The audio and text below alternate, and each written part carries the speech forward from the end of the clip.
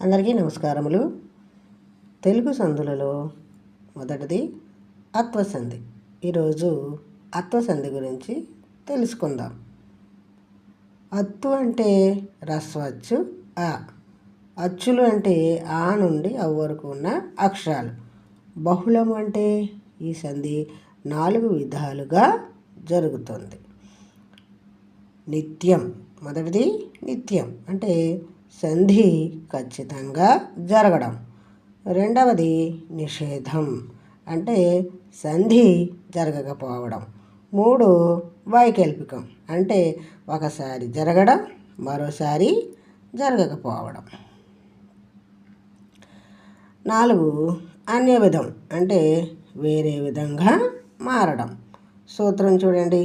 అత్తునకు అచ్చు పరమైనప్పుడు సంధి బహుళము. ఇక్కడ అత్తు తెలుసుకున్నాం, అచ్చులు తెలుసుకున్నాం. బహుళం అంటే ఏంటో ముందుగానే మనం చెప్పుకున్నాం కదా. ఇప్పుడు ఉదాహరణ చూడండి. రామ ప్లస్ అయ్య, రామయ్య. ఇక్కడ సంధి నిత్యం. రాక ప్లస్ ఉండినన్, రాకుండినన్ లేదా రాక యుండినన్. ఇది వైకల్పికం. 3 దోత ప్లస్ ఇతడు, దోత ఇతడు, దోత ఇతడు. నిషేధం. ఒక ప్లస్ ఒక, ఒకనొక. ఇది అన్యవిధం. ఈ విధంగా అత్వసంధిని మనం గుర్తించాలి.